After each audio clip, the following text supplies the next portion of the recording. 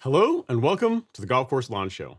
My name is Ron Henry and I'm here to help answer your lawn care questions. Now, if this is the first time you're joining us, welcome. Super happy to have you here. The way this works is really simple. On your screen, you will see a chat box. In that chat box, you can enter your question, concern, comment of the day, and I work through them in the order that they come in. Now, sometimes I have the answers, sometimes I do not. But either way, we have an awesome time talking about lawn care and sometimes life. Well, guys, January is bringing that cold weather that we definitely didn't necessarily want, but it looks like it's going to be around for a little bit longer. This weekend looking a bit chilly, but doesn't mean that you still can't plan for getting your lawn in order here in the next few weeks. Looking at the forecast, by next weekend, it's supposed to start warming up a bit more to where we can look at getting pre-emergent out and that type of thing. So we shall see. As always, we're coming to you guys on YouTube as our primary platform, but you can also watch the show on Instagram, Facebook, and Twitter. So whichever way really works best for you, feel free to consume it. And we'll see what plans you guys have for this upcoming season. We are really the month of January is already gone, right? I think this is our last weekend, and with February just around the corner, especially if you're in the Southeast United States, this cold weather that we're seeing will begin to go away. And one thing I want to talk about tonight is what you can be doing to get your lawn in great shape for the springtime, because the decisions you make this time of year can make a pretty big impact on the kind of problems or lack thereof that you're going to be dealing with come, say, late March, early April timeframe, when we start getting some consistent temperature and the days are longer. We have like more sunlight, right? And really around this time of year, while yes, you're not necessarily going to be fertilizing your lawn, it's not the time of year to really to actually be out there applying fertilizer, at least if you're in the Southeast anyway. But it is a time to start planning. So, I always say that for this time of year, getting a soil test done, really important. It's a great thing to do as far as getting the data to know what nutrients will be the best fit for your lawn as the season progresses. And then getting pre-emergent out. the time to apply pre-emergent, if you're trying to be as precise as possible, is is before the average 5-day soil temperatures are in the mid 50s. Now we're still quite a bit cooler than that, but it's not going to be that way for, I'd say, for the next couple of weeks. We're going to be in the window where you definitely can get your pre-emergent out. So when it comes to pre-emergent, a bit early is always better than a little bit late.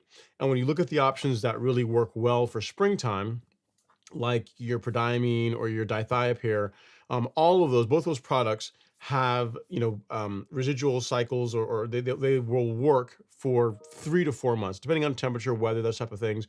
But 3 to 4 months is well within the effectiveness of that. So if you figure, if you apply your pre-emergent mid-February, that gets you March, April, May, June. That's really what you want. If you get all the way into June, when any weeds that are going to be germinating in your lawn likely are going to have already started, like by then. But if you got coverage until June, you're going to be in a pretty good spot for having your lawn largely weed free throughout the growing season, and to where you only have to really think about pre-emergent come August, right? Come the fall time. So even though temperatures are cooler now, don't I guess waste time, or not, don't take advantage of this time to get your plan together. Get your soil test done, get your pre-emergent ordered and have it ready to go. I've already got my bag. I'm going to be doing dithiopyr this spring, dimension this spring. So I've already got a bag sitting in the garage ready to go. So once we get a bit more, it gets a bit warmer, I'm thinking maybe next weekend. Worst case, the weekend after that, which should put us in mid-February, is when I will get mine out. So you want to be ready to go. Just have your stuff ready, so where you can get your preventative control for weeds out once the weather begins to cooperate. All right, let's see what questions or comments we have in the chat this evening. We have Mr. Stoggy Chris, I guess, leading us off. He says, "Good evening, all. I hope everyone is staying warm and safe. Looking forward to a good night of conversation and ready for spring. Cheers." Yeah, man, definitely. I mean, I am with you, ready to get back out in the lawn and start having fun. And it's funny, there was some like ice that we got this past weekend that's finally thawing. Like, it's not completely gone, but my driveway, because of the way the sun moves over the house this time of year, like, that area stays fairly cool. But it's, for the most part, it's the front lawn. It's funny, it had stripes on it, it was all covered in ice, and then now that it's melted, the stripes are still there. So I'm probably going to see if I can get out there and start cleaning up the lawn, start doing my pre-scalp hair this upcoming week. The zoysia still looks great, but I'm still going to knock it down. I think I'm going to take the zoysia down to like 5/8. Right now, sitting at 3/4 of an inch. I think I'm going to take it down to 5/8 and probably do the same thing for the rest of the lawn. Just kind of get everything in order and good to go for this upcoming season. One consideration, a question I've gotten via email, and a question that you guys often will ask is, when does it make sense to get started a bit earlier with your scalping versus waiting, say, until March? And the only time I tell you is this, right? If you're looking to make a drastic height of cut change, so if you say your lawn was sitting at, like, say, 2 inches throughout the fall, and this year perhaps you're going to start real mowing it, you want to start things out a lot shorter. Breaking that up into multiple sessions tends to be a lot less work, especially if you have a larger lawn. Anything over like 5,000 square feet, it's going to be quite a bit of material that's going to come out, like more than you think, going from like 2 inches to, say, like 1/2 inch, or a lower cutting height. So that's reason one. If you're making a drastic height of cut change, now breaking the scalping session up into multiple sessions makes a lot of sense.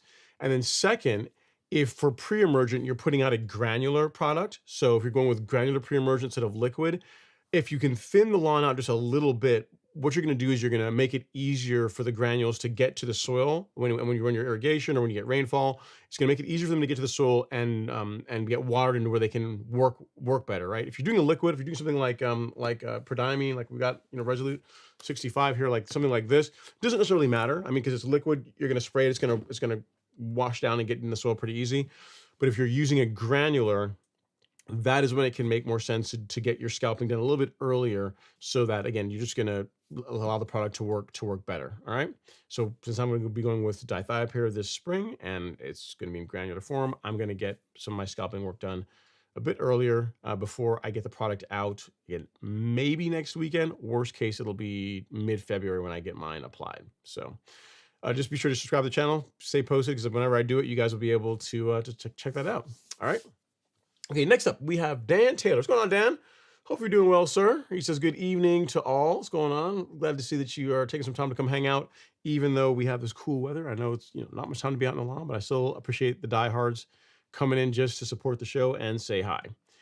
All right, next up, we got Mr. Scott Smith saying, good, still frozen evening. Still frozen where you are, Scott? It's, what's the temperature here? I think we got into, yeah, we're in the 40s. So, it's practically summer here in Georgia now. Yeah, 41 degrees compared to what we had this time last week. Although I think this weekend's supposed to be pretty cold. This weekend's supposed to drop into the teens again. I think 2 days, and then we're on our warming trend. So, spring hopes eternal, or we'll get there. We'll get there. We'll get through this weekend, and then it'll be off to the races. All right, next up is Jason Newman. He says, signing in from outside of Richmond, VA, where 3 inches of sleet fell last weekend, and it's a block of ice. How will this impact my grass?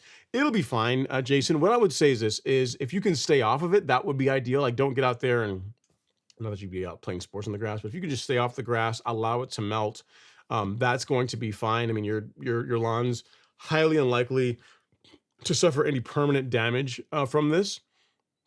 I'd say just let time run its course. In a week or so, when temperatures get warmer, whatever you've got on your lawn will melt, and you'll be off to the races. The biggest thing I'd say is just to stay off of it. Like, avoid putting a lot of traffic on the lawn when it's covered in snow or ice. But outside of that, just give it time. It's gonna be fine. It's gonna be okay.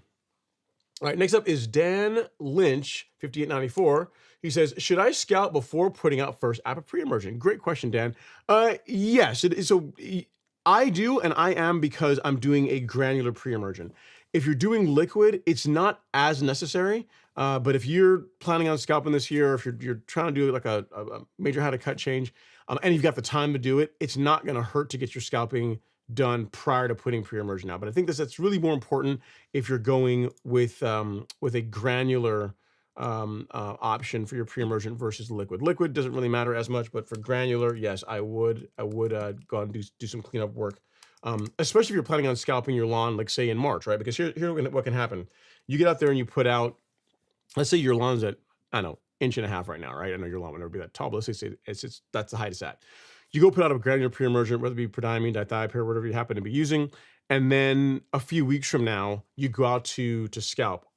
If all that, if you don't do a good job watering it in, or all the granules don't get past the canopy, like depending on how thick the turf is, you very well could, when you're cutting the lawn or scalping the lawn, take some of that out with you. Whereas if you were to go and thin things out a little bit, do your scalping work before you applied your granular pre-emergent, now you're setting yourself up for success from a standpoint of allowing as much of the product to get into the soil where it can actually work. So short answer is, if you're doing granular, I would. If you're doing liquid, I also would, but it's not really as necessary compared if you're doing using a granular application method for your pre-emergent. All right. So hope that helps, sir. Great question. And again, for any of you cool season folks, you can completely ignore this conversation because you guys don't scalp your lawn.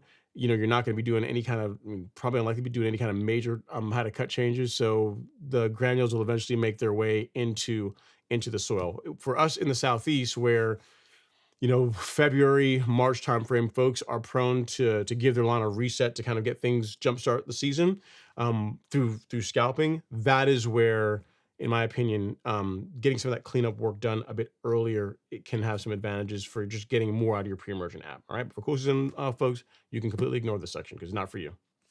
All right, next up is Stoggy Chris. He says, I just purchased a Toro Greensmaster 1000. Let's clap it up for that. Pretty awesome.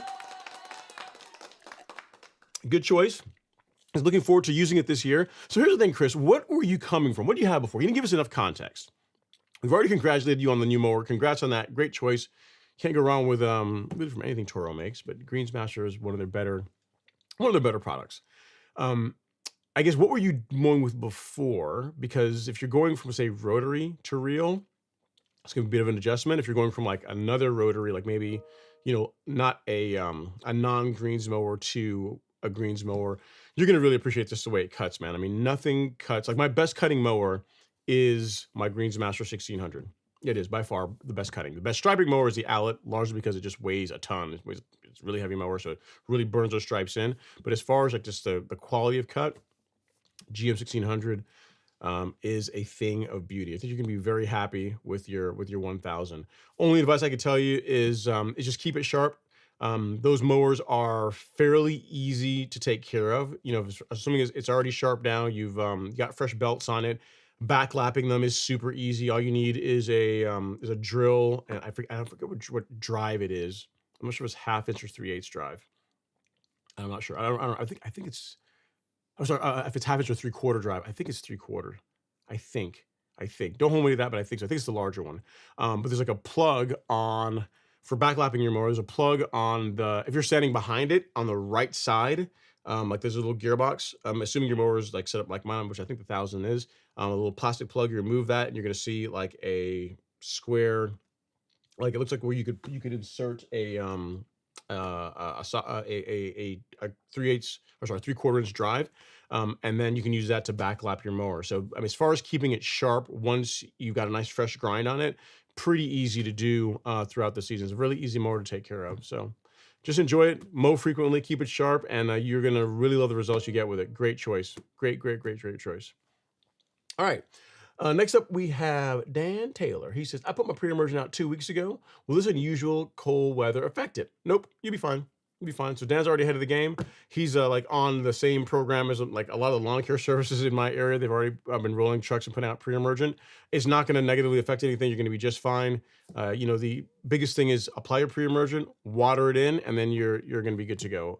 I forget what part of the country you're in, Dan, but I mean, if you've had any amount of rainfall, which most of the country has had some in the past couple of weeks, you're going to be in a good spot. So no, it's not going to affect anything. Whenever you applied it, just look forward 3 to 4 months, and that's about when you'll begin to start seeing it, the effects of it begin to wear off. The idea behind why you want to get your pre-emergent applied, in my opinion, a bit earlier, is like a lot of the weeds you're going to be contending with, crabgrass, just your warm weather weeds.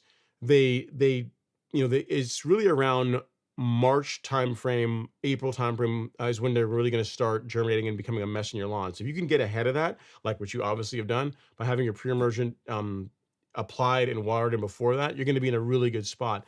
And then if you are doing all the supporting activities, like good nutrient program, fertilizing your lawn, mowing it regularly, because you think about it, once you apply pre-emergent to make it more difficult for the weeds to establish in your lawn, your next best defense is to just grow a really thick stand of turf grass. And one of the best ways to do that, good nutrient program, and then just regular mowing. Like you mow the grass regularly, you're going to really encourage it to thicken up. I always tell folks that if you're really serious about having a good looking lawn, I mean, a lawn that, when Phil could drive down the street and they say, wow, this lawn, this is not like the others, twice a week. And I know for some people that sounds crazy, sounds like it's a lot of work. And it is, but having an exceptional lawn is not supposed to be easy. That's why it's called exceptional, right? So as long as you can keep up with your mowing, and are reasonable with your fertilization program, you're going to be in good shape. You're going to be just fine. So I wouldn't sweat it. You're not going to have any negative effects for getting it out early. And if I can help with anything else, keep me posted. It's funny. I got an email from a guy the other day. He said, yeah, he told me, he said, I got, what was it? Like, last year I was not really happy with the way my lawn worked. I really want to have a good looking lawn, but I only have time to mow my lawn like once a month. I'm like, I mean, I don't have to tell you. I mean, this is, I said, I'll be honest with you. I would love your business, but you're probably gonna be more of a headache than it's worth. Like you should probably just go get some like extended feed release fertilizer from like one of the big box stores, apply that, and just, mow your lawn whenever you can. Because to me, again, I'm not saying that it's not possible, right? Some people they go on deployment or they have work where they have to be away from their home for an extended period of time. But if that's not you, like if you don't have a job where you have to travel, or you don't serve in the armed forces where you're gone for extended periods of time, only being able to mow your grass once a month. I mean, that's just you're talking about a guy that's really serious about his grass. So to me, that just says that it's not really a priority for you. It just isn't. And regardless of what products you use on the lawn, if you're only mowing your grass once a month, it's not going to look good. It's never going to look good. Anyone that tells you otherwise, they're just trying to sell you something. And I just rather be honest with you. Like if you want to have a decent looking lawn or just looks okay, once a week mowing is, I mean, that's more than what most people do. That's going to be, I'd say the bare barrier for entry. But if you want to have something that stands out, twice per week, like once on the weekend, once in the middle of the week, is really gonna, like, it's gonna just doing that, make that one change, just doubling the mowing frequency twice per week, especially when you get into the warmer times of the year, so really much past, say, April. It's really going to do wonders just for the appearance of your lawn. Like the fertilization program, the biostimulants, like all those will help support growing like really thick, green, healthy grass. But the thing that really gives you that beautiful manicured look is the regular mowing. You know what I mean? So yeah. So say all that to say, as long as you're mowing your grass, Dan, and you're feeding it well, you're going to be just fine. I really wouldn't worry about too much. But that email I got came to mind where the person was saying, hey, I really want my lawn to look amazing, but I just don't have the time. I can only mow it once a month. I'm like, it's not going to happen. I'll just tell you the truth. It's just there's like ice cream and mayonnaise. Once per month mowing and a great lawn just don't go together. I mean, you may as well just rip it all out and put AstroTurf in. Like that's going to be, if you want it to look nice, that's what you can go do. But the grass, not going to happen. All right, next up is True Gator Fan 1. He says, happy Friday, Ron. My lawn is still under 4 to 5 inches of snow. Why? Why you just don't get under 4 to 5 inches of snow? You didn't put like a blanket out or a cover or something to prevent the snow from getting on your lawn? Like what are we even doing, man? 5 inches of snow and ice here in Memphis. It will thaw out, man. I promise. It will. We'll get through this. I mean, I know it's quite a bit. It's not ideal what we want, but it'll melt, and a month from now you'll be out there just having fun, starting to regularly start mowing. You figure a month from now we're going to be at the end of February, like going into March. Like we'll be having the conversation about February is over. Your soil testing's done. We're about to start fertilizing the lawn and really get the season going. So it's not that far off. I know right now it just seems like the universe hates you, but it's not true. It's not true. I mean, it'll be okay. I promise.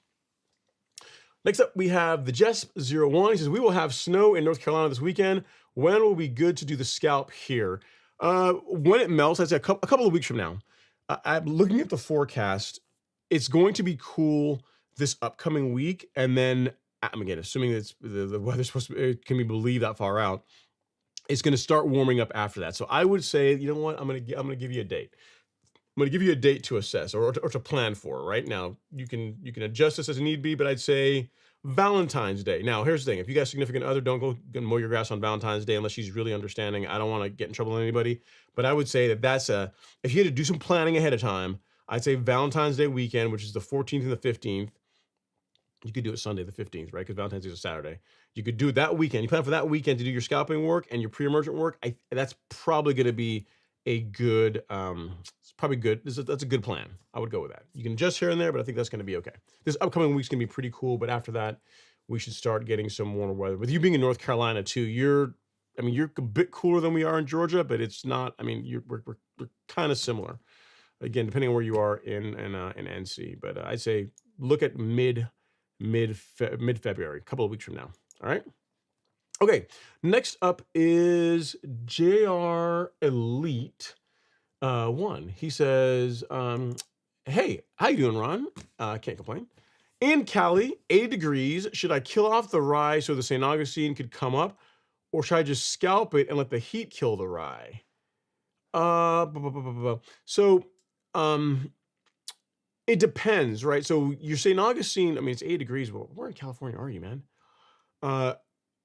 Most people that overseed their lawns with perennial ryegrass will look to doing the kill off more so in like March to April timeframe. You could do it now, but unless you're telling me, which at 8 degrees it very well could be, unless you're telling me, hey, my St. Augustine is really beginning to wake up, it's starting to really actively grow, and I want to get rid of the ryegrass so there's less competition. Unless you're telling me that, I would say that, enjoy like the overseed that you did for a little bit longer. You might want to wait till, end of February, early March to get rid of it. What I would not do is just let the heat kill the ryegrass. I would get rid of it. Like scalping, cutting it really low is not going to be the way to do that. Like whenever you decide to get rid of the ryegrass, what you're going to want to do is get, where are you in California? You can't get Celsius.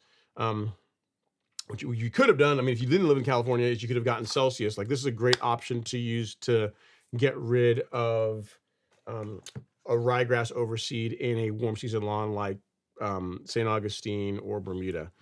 But yeah, you're going to want to use a selective herbicide. Just you find something that is, what could you use? I mean, I'm trying to think what else you could use. You could use Certainty. I think Certainty is labeled for use in California. That, I mean, that's an option that will that's safe for your St. Augustine. That is not like that will kill ryegrass as well too. So you could look at that as an option. But I would not just kill it. I wouldn't just let the heat. I wouldn't let the heat just wait for the heat to kill it off. I would get rid of it so that you give your St. Augustine a competitive advantage. But again, January is highly unusual that someone that decides to go forward with a perennial ryegrass overseed to be getting rid of it this early in the season. You know, I'd say give it another, again, unless you're telling me, again, unless the St. Augustine's looking like it's really trying to catch its legs. I would give it another month. I would be having this conversation the end of February to do that. All right. So if that helps, JR Elite, look into options. Certainty, again, Celsius would be my first recommendation, but I mean that you can't really get that in California. So look into Certainty or some other selective herbicide that's labeled only safe for use on warm season grass. Your St. Augustine will tolerate it just fine. The ryegrass will not. So that's a way to selectively get rid of it. All right. Hope that helps. All right. Next up is Dan Lynch 5894. He says, "Hey Ron, it's been a while. Can you elaborate on how you decide which pre-emergent to use in the spring and would recommend a split application?" Great question, Dan. So I don't typically do a split application of pre-emergent in the springtime. I just haven't found the need for it.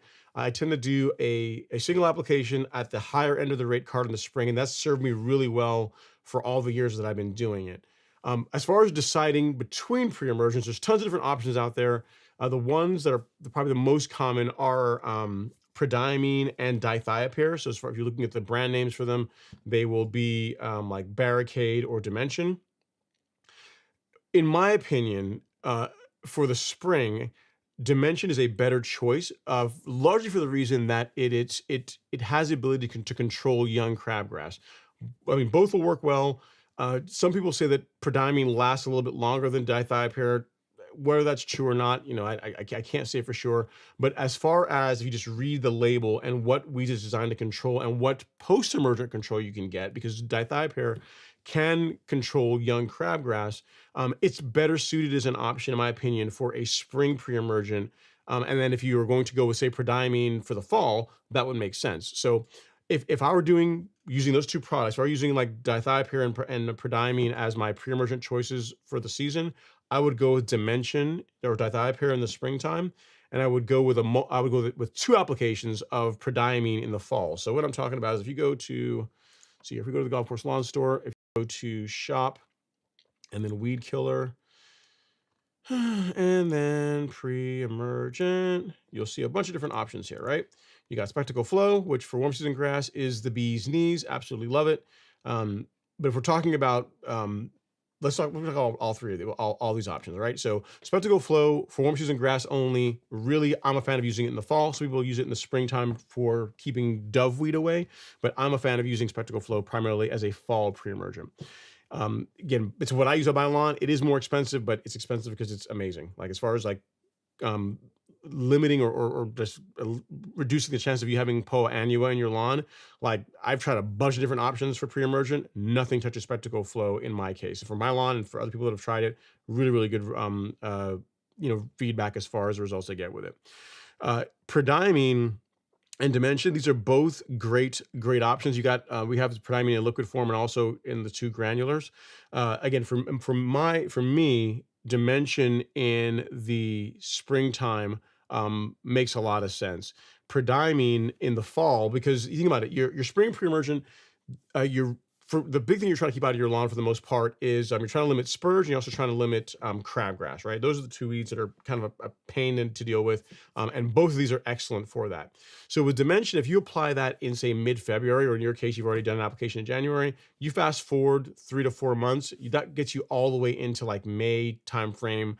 You're going to be just fine. So really, for spring pre-emergent and an application, as long as it's before the average soil temps are in the mid-50s, I personally think you're going to do really well with one at the higher end of the rate card, because it doesn't have to last as long to be to produce a really good result. Whereas in the fall, if you think about it, you like Poa annua can begin germinating in like late August, September. So we do like September, October, November, December, January, February, March is when most lawns wake up. So you're talking about like 7 to 8 months. That's a long that's a tall order. That's a big ask for a single application of prodiamine. So what I would say is, if you're going to do prodiamine in the fall, if you're going to do this guy, whether it be in granular or liquid form, I would plan for prodiamine in late August to early September, and then again in late November, early December. Those two applications will cover you. It should bring you all the way into the springtime, when you can then go back to say Dimension for your spring pre-emergent. So for me, single application in the spring works well. When might you do a split app? Let's say you live in a part of the country where it stays warm for a lot of the year. So if you're in like South Texas, Southern California, southern like Arizona, Florida, like if you're south of I-4, it might make sense to do a split application of prodiamine in spring, or some of your spring pre-emergent, right? Because it never, like, as far as you having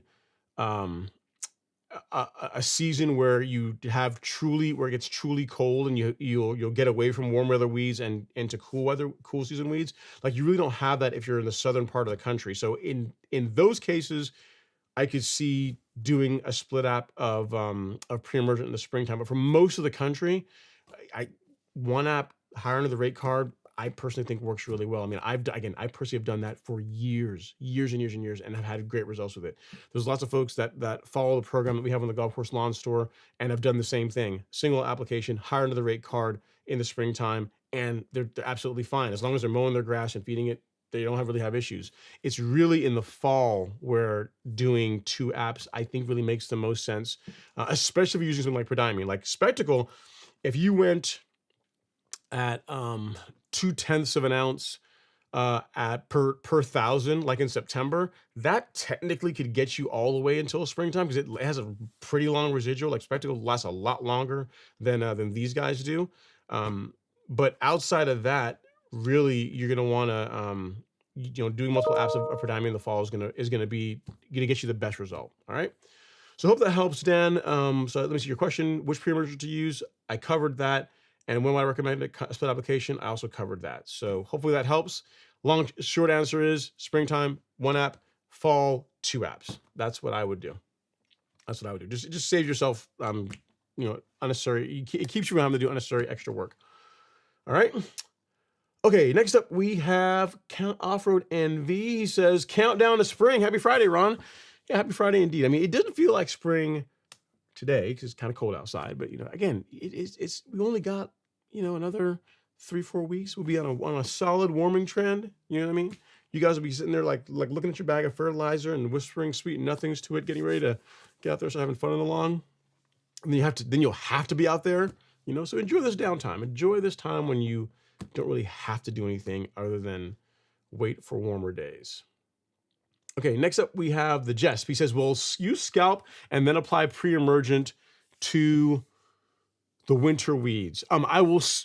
I Scalp and then apply post-emergent to the winter weeds. No, not necessarily. So if you were going to, I don't really have any weeds in my lawn because I use pre-emergent. I use a Spectacle, and if I were going to try and get rid of winter weeds, so like your like henbit, clover, Poa annua, that would not be tied to scalping. Like if those weeds are actively growing in your lawn, I mean, it's kind of cool right now, but when temps get like in the 40s and 50s, when they really begin to grow and like they're living their best life, like you getting rid of them is not tied to scalping when you're dealing with post-emergent controls. Like, you see what I'm saying? So if you've got Poa annua, again, just again, hand bit, just the weeds that tend to grow and do well with cooler temperatures.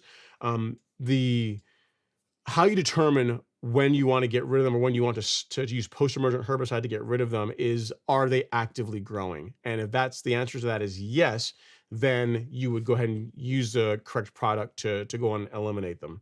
When it comes to scalping, that is more for pre-emergent, and that's really for pre-emergent if you're applying it in granular form. Again, not strictly necessary, but if you just think about it, right? Granular a granule has a much more difficult time getting past like a thick lawn than a liquid would, right? Just kind of makes sense, like the physics. But granule, liquid will get past the lawn and get in the soil easier. So if you're going to go with a granular pre-emergent, and two things here, if you're going with a granular pre-emergent and you have plans to scalp your lawn anyway, better to go ahead and get some of that done before you put your granular pre-emergent out, in my opinion. You're just going to get more out of the product you're applying. You're not going to go out and apply it and then a couple of weeks later go out and scalp and potentially like pick some of that up and take it out with you. You know what I mean? So just for granular pre-emergent on a warm season lawn, it makes sense, in my opinion, to get a bit of scalping or a bit of thinning out of the lawn prior to putting it down for best results.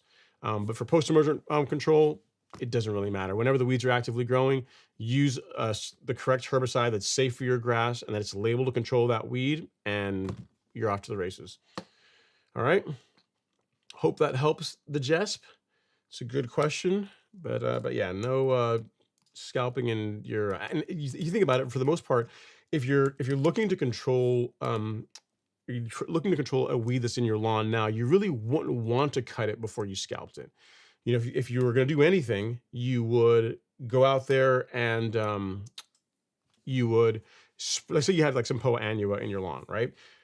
You know, ideally you want there to be plenty of leaf so the herbicide can be taken up by the plant. And then if you cut it after that, like say you go out and you spray for weeds in your lawn, and then you were to go out and mow or scalp a week or so later, like that sequence makes sense. Like I could see, you know, spraying the weeds in your lawn, getting the herbicide on them, getting that working, and then cutting them off once like that herbicide has had ample time to translocate, to move through the plant and begin killing it. Now you're talking. Now it's going to be a lot more difficult for that weed, if it's going to grow back at all, to grow back, because you've given it the herbicide and then you've injured it by cutting it relatively short. It's going to be a lot more difficult for it to come back. But if you do it the other way around, where you cut the weed, the plant you're trying to control, you cut all the leaf off, you're kind of working against yourself from a standpoint of being able to get the best result with your post-emergent herbicide. So in general, more leaf is better when you're doing post-emergent weed control. And any kind of heavy mowing you're going to do, like wait until after you've done that before you go and carry that out. All right. All right, next up is CQ Lonnie. He says, hey, mate, what's going on? Hopefully you're doing all right. And then we have Rich70. He says, thank God it's Friday. Cheers. Yeah, man. I'm drinking. You guys would be proud of me. I mean, I know I was on the Chick-fil-A lemonade trip for a while. And tonight it's kind of a split. I got like Chick-fil-A lemonade and like juice, like juiced juice. Like it's got apple, some ginger in here. I mean, I can't show you. It's going to kind of, hang on. I haven't drank on enough of it. Hang on a second. I'll show you. It, see if I don't spill it. See how that looks? So that's like half lemonade, Chick-fil-A lemonade, because I mean, it's a good foundation for all good beverages. And the rest of it is like all kinds of healthy stuff, I guess, right? I mean, it's so thick that if you put the glass down and you leave it for, 5-10 minutes, it begins to separate. So I guess it's good for you, right? All right, next up is Higgy Pop. He says, hey, Ron, happy Friday. Have a great show and an awesome weekend. Appreciate all your insight. Thanks so much, Higgy. I really appreciate it. It's a pretty quiet weekend. You figured like there's no football. The Super Bowl is next weekend, I think. So there's no football this weekend. It's kind of cold out, so we can't really get out there and do a whole lot in the lawns. I mean, you can plan, but can't do a whole lot. Kind of a dead time, right? I mean, good time to get out there and get up on your reading and check out content and make your plans for the season. But it's kind of a quiet time. Good time to order stuff, but not a quite great time to actually be out doing anything on. But again, this will pass. This will pass. All right, soon. Next up, we have Juan Ayala. What's going on, Juan? Are you just you tonight, or do you have your kids watching with you as well? He didn't say. He says, and New Jersey is here. Hey, everyone, please hit the like button. Quick question. I bought a bag of starter fertilizer about 3 years ago. Does it expire? Can I still use it next year? Thanks.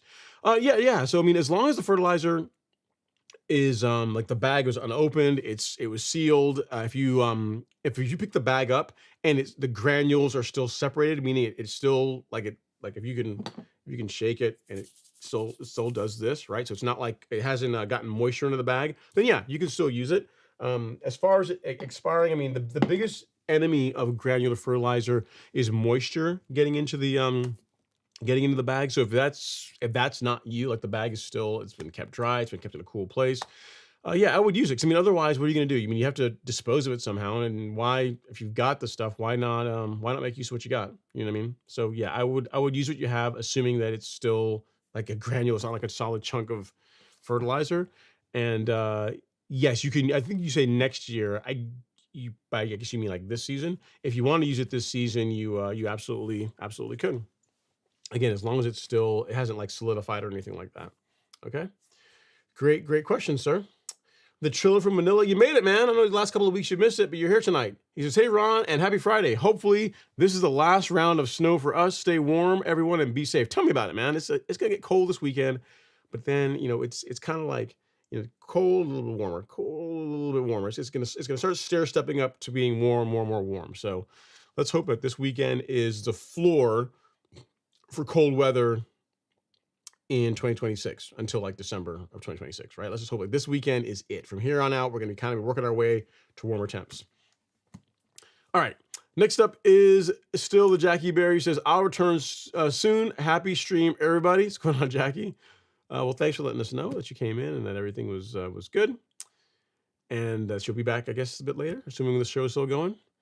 All right, BSS Smith is up next. He says, evening, Ron. Still stuck under 9 inches of snow. Man, I thought 5 inches was bad with True Gator Fan. 9 inches of snow. Good grief, man. Still stuck under 9 inches of snow and ice, but never lost power and can hang out tonight. Well, that's good. There's a silver lining. 9 inches of snow. Good grief, man. Whew.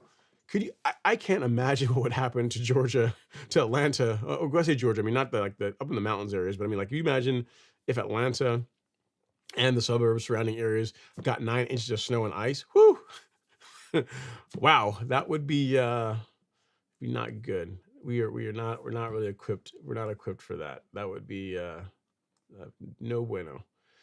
But yeah, hopefully it will. I'm glad to hear you still have power, and hopefully you get some warmer weather here soon to where that will go away and you can start getting out and getting along and have some fun.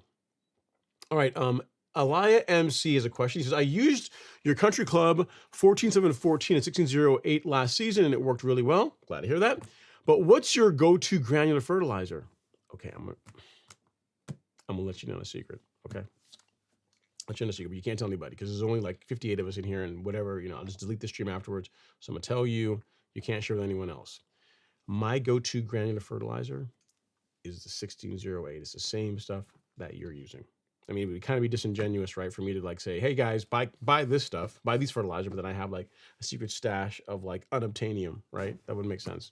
So yeah, as far as granular, all jokes aside, the granular fertilizer that I use, you want to know what my program looks like throughout the season? It's pretty simple. If you go to Shop and Lawn Fertilizer, I start the season out with 12-0-24. So this is, I call this like my bookends, like, the bookends of you have like books on a shelf, like the bookends that hold the books up. So I kind of think of this like the start of the season, at the end of the season. So it's like the bookends, right? So the first fertilizer that I will apply will be this in beginning of March, which would be the 12-0-24. That's what I start the season out with. And what I end the season with in typically October will also be this, the 12-0-24. In between that, for granular fertilizer, so April, May, June, July, all the way through September, I go with Humic Max 1608. This is what I use on my lawn. So the same stuff you're using is the same stuff that I use on my lawn.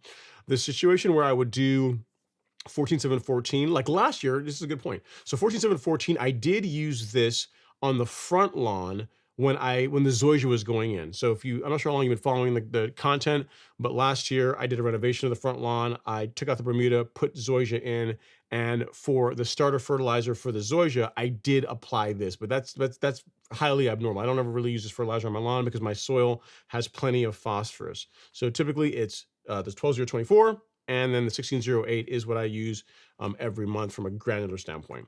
For liquids, I use the carbon kit that we partner with Miramichi Green to put together, which consists of 3 items, really: Zero, a kelp product, and then Biospectrum, which is a soil microbial food. So I spray these liquids along with plant growth regulator every 2 weeks during the growing season. And that's largely my program. I do granular fertilizer once per month at relatively low rates, and then liquid fertilizer in the form of the Golf Course Lawn Carbon Kit and Primo every 2 weeks throughout the time when the lawn's growing, and that produces really, really good results.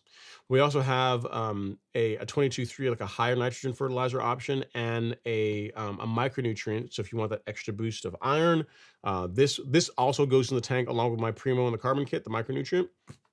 So yeah, that is my program. But the same granular fertilizer that you're using is the same stuff that I use. That's actually, I mean, story time. Like, as far as how the business even started, if you go back to my content like a long time ago, many moons ago, like, sorry, 7-8 years ago at this point. I used to be able to get some of the Lebanon fertilizers locally, and I would make content and say, hey, listen, I put this stuff out. It's amazing. Look at the results from it. Really awesome fertilizer, great products. But you know what? People couldn't get it, like wherever they were. Either like there was a distributor nearby, so they couldn't get the same stuff that I was using. And what it was, I forgot, I should have like screenshot the comment. But one guy said, I remember a comment that this one viewer left on one of my YouTube videos. He says, well, yeah, your lawn looks amazing, but it would be really easy because you can get access to all these products and we can't get access to them. I said, you know what? I'm going to solve that problem. I'm going to solve that, because that excuse will no longer be a thing. So pretty much what you find at the Golf Course Lawn Store, if you see, we have a fairly good selection of products, but what you largely see here are products that I would use on my lawn. In many cases, like there's nothing that's on here. There's nothing that I use on my lawn that you can't buy on the Golf Course Lawn Store. There's nothing that I buy that goes on my lawn that you guys can't buy yourself. And as far as my program, we do have our Golf Course Lawn Academy that has like a more detailed calendar, but it's even as far as like what I do month by month throughout the season. You can see that as well too. If you go to resources and you go to lawn care schedule, month by month, we break down, in February, what's happening, in March, what's happening, in April, in May, in June, all the way throughout the growing season. Like, this is how, and again, I always say this, folks from Washington to Florida follow this. They may shift the dates a bit because of where they are in the country, but follow this program and they get amazing results in their lawn. So, Elia, if it sounds like you got really good results with the fertilizers last season, I'm going to send you a link to this here so you can, in case you haven't seen it, with this schedule. But yeah, what you're using is what I use. Like, there's nothing that I put on my lawn that you can't buy on the Golf Course Lawn Store. All right. So, and you're on Instagram, so I gotta send it this way. Let's go like this. Say lawn care program. There you go. All right. You know what? We'll even make that the pinned comment, so anyone watches this after the fact can easily access it.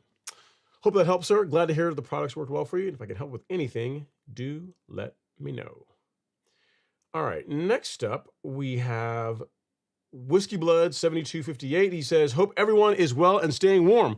What would be the benefit of acelepryn over merit for grub control?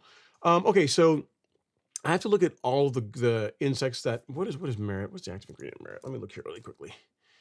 We got time tonight. Let's see here. What is the AI merit? What is it?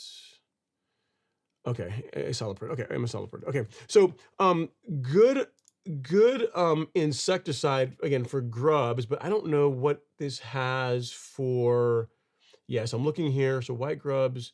Yeah, so you don't really see any turf caterpillars listed here, right? So the biggest couple of things. The biggest benefit to acelepryn, in addition to that it controls grubs, is that acelepryn has excellent control against turf caterpillars. So like sod webworms, army worms, pretty much any type of turf caterpillar, acelepryn is excellent against. It also does like your annual bluegrass weevils, bill bugs, pretty much as far as an insecticide that covers a large base of a lot of the most common lawn damaging insects.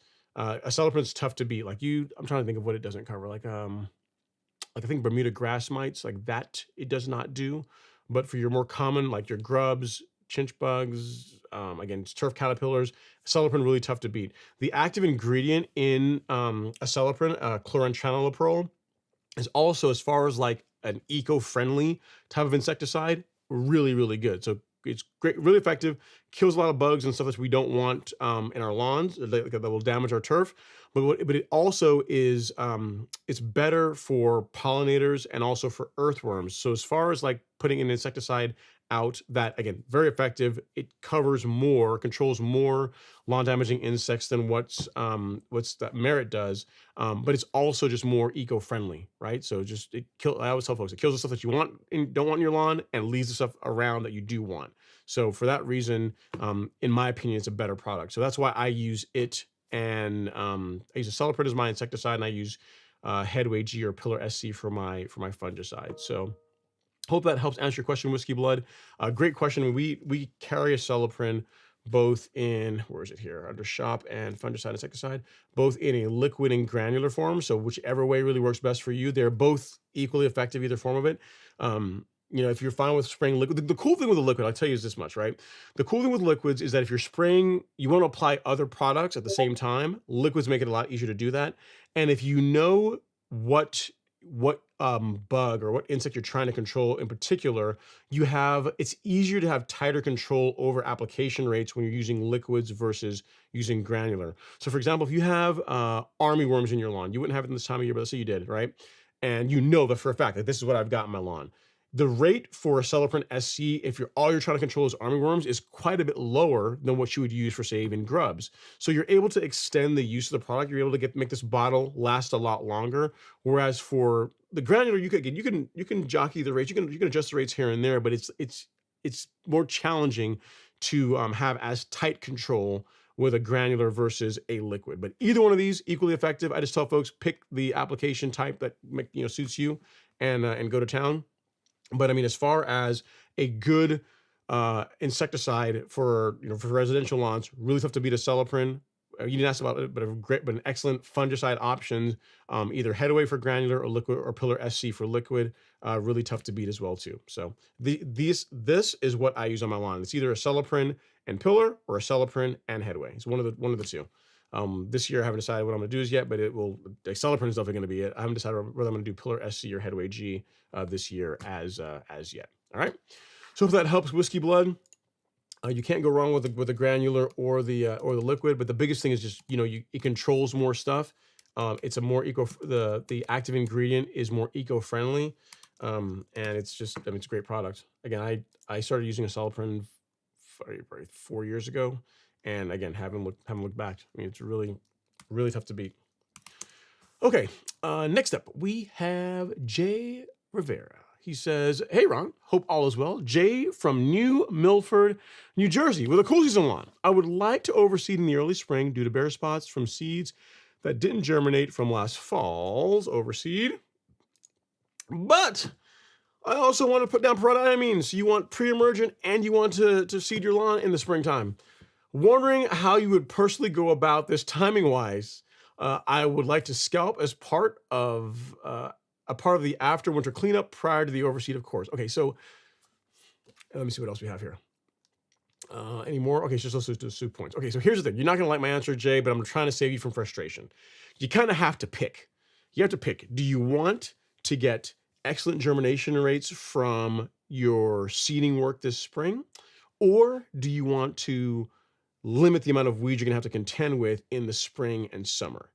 Unfortunately, it's really tough to do both. Really tough to do both because if you go and put prodiamine out, it is going to negatively impact the germination rates you get from your grass seed. I'm not saying it's going to go to zero, but I mean, the whole idea behind pre-emergent is whenever you apply it, I mean, whenever the seed, plant tries to germinate from seed and it begins to throw roots, the pre-emergent is going to kill the roots. No roots, plant doesn't grow. So you kind of have to pick. Let's go back to your first part of your question. So sounds like you already have a lawn. You got a few bare spots. What are we talking about here? I mean, are we talking like large bare spots? I mean, like whole big sections of lawn? Here's how I might go about it. I might split the difference for you. If you only got like a few areas, let's just say, where's my lawn example? Let's say that this is your lawn. My iPad is your lawn. Actually, we'll do it this way. It's even better. Let's say that my iPad is your lawn. And for the most part, your lawn's in pretty good shape, right? It could always be better, but for the most part, you've got grass everywhere. But right here, like where the camera is, like that's a bare spot in your lawn, and you'd like to put some seed there to kind of get that to thicken up. What you could do is you could put, I'm not sure what you're doing for pre-emergent, but what you could do is you could put down like a big piece of cardboard or plastic or something to kind of like shield this area, apply your pre-emergent. I mean, making sure you stay, I would stay a couple of feet away from where you want to get good germination. And ideally, hopefully this is not like a low point in the lawn to where you're gonna get runoff into this area. If you're trying to do both, what you might do is not apply pre-emergent here and apply pre-emergent to the rest of the lawn. That kind of allows you to get the benefits of not having weeds throughout most of this, and you only have to be doing some spot fighting of weeds in the area that you tried to, we have the bare spots. Now, if instead of having bare spots just in this one little spot, you got bare spots here, one here, one here, one here, one here, like they're all over the place, then that's going to be more challenging. You kind of have to decide in that case. So I'm giving you best case scenario where you got like one little bare spot, in which case we could just not put pre-emergent here. But if you got bare spots all throughout the lawn, you have to kind of decide what do you want. You know what I mean? Because if you do pre-emergent, you do prodiamine, your germination is just not going to be as good. It's just not going to be as good. So you have to kind of decide which is better for you. All right. So sorry to be the bearer of bad news, but assuming that the bare spot is just like the one little area, like, your bare spot's just right here, but everything else is awesome, you could just not put a pre-emergent in that one area, right? And that would allow you to kind of get both, right? So hope that helps, sir. Let me know which way you decide to go. Hopefully I gave you some things to think about. And sorry to hear that your overseeding last fall didn't go as well as you would like. But I'll be honest with you, man. Like, people, unless you've got like big chunks of like we got no grass, like most folks think they want to have to contend with weeds during the spring and summer months, and it's a pain, man. Pre-emergent is like literally one of the best inventions to come to turf grass. Like, it really is. So unless you're telling me you got like a lot of really, really rough looking areas, if it were me, I would lean more towards keeping weeds out of my lawn than the overseed. But you might be able to have both depending on how and where the bare areas are. Okay. All right. Next up is Michael Coulthard, not related to the Formula One guy. He says, "Hey, Ron, getting extra sod placed in March. How soon after getting it laid can I start mowing it?" As soon as there's new growth. As soon as there's new growth. What I would tell you, Michael, is you get the sod put down. It should start tacking down. I'm not sure what kind of sod you're using, but relatively quickly, assuming, again, growing conditions are right for it. And as soon as you start seeing new growth, start mowing it. My zoysia, which was put on a slope, right, which you would think not a great, you want to give it more time, right? My zoysia was installed on a sloped front on my front lawn, and I want to say it was like day 12 after the sod being installed is when I started mowing it with a real mower, no less, right? So I would say as soon as there's new growth, mow it. One of the in my opinion, there's two mistakes that people make when they with sodding a new lawn. One of the most common ones is they overwater. They put way too much water on it, and they cause disease problems in it. And the second is they wait too long to start mowing it. They think, oh, I got to baby it and just not. And it's true. You don't want to be out there playing football on it and putting a bunch of wear and tear on a brand new lawn. You don't want to do that. But like mowing, I can't stress enough. Like, one of the biggest things, or in my opinion, the biggest thing that separates a residential lawn from a golf course, or a residential lawn from any kind of sports turf. Yes, the nutrient program and the program that they do is different to an extent, but the biggest thing that separates like professional sports turf that looks incredible, looks almost like fake grass, and your lawn at home is mowing frequency. Like, mowing does so many good things for your lawn, as assuming you're using sharp equipment, you're doing it regularly. There's a lot of great things. It helps stimulate new growth. So I'd say once it's put in, assuming it's a nice flat area and you can see that it's beginning to tack down, we'll be conservative. By week 3, I'd want to have a mower on it. I will be mowing it. Now, when I say mow it, I don't mean go out there and scalp it and do major how to cut changes, but I just take the tips off. Any new fresh growth, go ahead and just cut it. And it's going to help the lawn to establish that much faster. So I'd say let's you don't have to go like 12 days like me, right?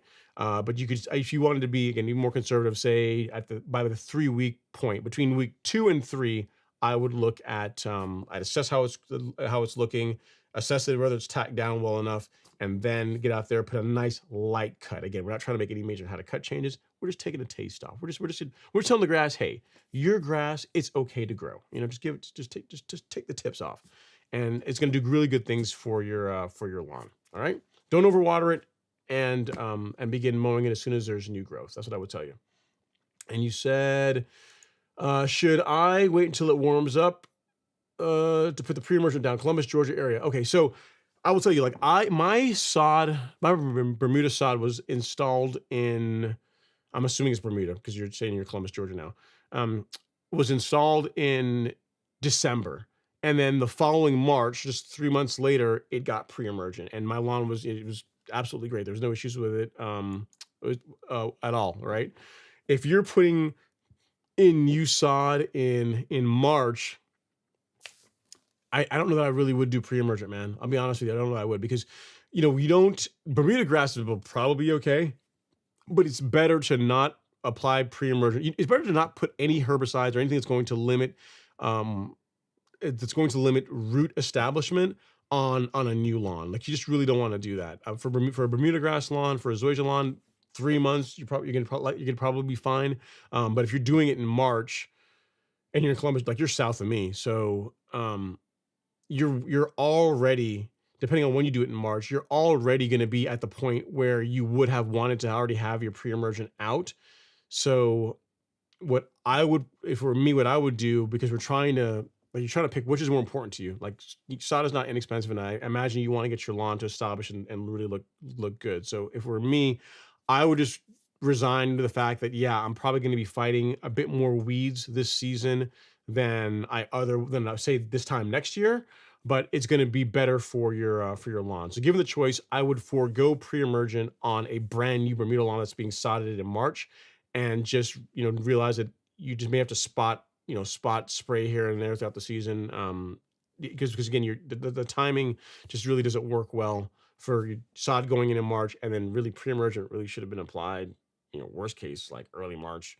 And so, yeah, for me, I wouldn't, I personally would not do that. All right. So yeah, so hopefully that helps. Just start mowing the new lawn within the 2 to 3 week period. It's going to be Bermuda grass, it'll be just fine. And I would hold off on the Bermuda grass until the pre-emergent until the fall, because you're Columbus, you're quite a bit south of me. All right. Okay. Next up is JP2114A. He says, "Hey Ron, it's colder than a mother-in-law's kiss in Central Kent." I've never heard that saying before, but I guess it's probably accurate, I guess, for a lot of mother-in-laws, right? But yeah, hopefully it starts warming up soon. Maybe your mother-in-law will begin warming up to you, and be happy to see you. But yeah, stay warm, man. Archie, what's going on, man? Hopefully you're doing well. He says, "Evening, my friend. Great to see you and enjoy your informative presentations." I appreciate that, Archie. Glad to see that you're doing well. Hopefully you are. I know you tend to migrate, so hopefully you're in somewhere warm this time of year. But yeah, man, glad to hear from you. Thanks for coming by to say hi in the show. I appreciate it. All right, next up we have Tech Savvy Jay. He says, "Ron, I sharpened my reel mower in November. Would it have been better to wait until after scalping in the spring? Or is off-season sharpening the right move? Curious when you typically sharpen your reels." So it depends on how aggressive you're going to be going with the scalping, Tech Savvy. If you are going to, let's say your lawn is at 3/4 of an inch, right? That's where you're maintaining it. And you're gonna, for your reset to kind of get the new growth in the lawn, you're gonna take it down to say like 1/2 inch, 5/8, somewhere around the height of cut. And when you do that, there is no chance that you're going to get into any dirt. You're not gonna, like, your lawn is fairly even. You're not going to, you're not going to get into dirt. All you're going to be cutting is grass. In that case, is it strictly necessary to get a grind afterwards? No. But if your lawn's not even, or you're going more aggressive with your scalp, then yes. So most people generally will do their scalp work, and then they'll get a fresh grind put on the mower afterwards. As far as when I typically sharpen mine, like mine will go in like the Greensmaster. Really, I should have set in already. Like the guy reached out to me to as far as to come pick it up. I need to hit him back up to let him come get it. But the Greensmaster, the GM could have already been done, and I'll likely get that done here this upcoming week because there's no reason not to. And the Revolution, that one I will wait because that's going to be used for scalping the back lawn. And I think about it. What I'll do is this week I will cut the front lawn with the GM, and then I'll send it in to get sharpened. And then the Revolution will likely not get sharpened until March, till I'm done with all the scalping work all together. So what I would tell you is if you're going to be doing any kind of aggressive scalping, sharpening your mower afterwards makes the most sense. But if you're just doing like a light reset, you're going to be just fine. The biggest thing is just keep the mower out of the dirt. Keep the reel and bed knife out of sand, keep it out of dirt, only cut grass with it, and you're going to be just fine. All right. Okay, next up is Trilla. He says, yeah, I've been missing a lot of streams. We had a newborn last year. Oh, nice, man. Congrats. And it's been a major change in the schedule. Baby is older now, so hopefully back to the regular program. That's awesome, dude. Congrats. I didn't know you had to, we'll clap it up for you. Congrats on the little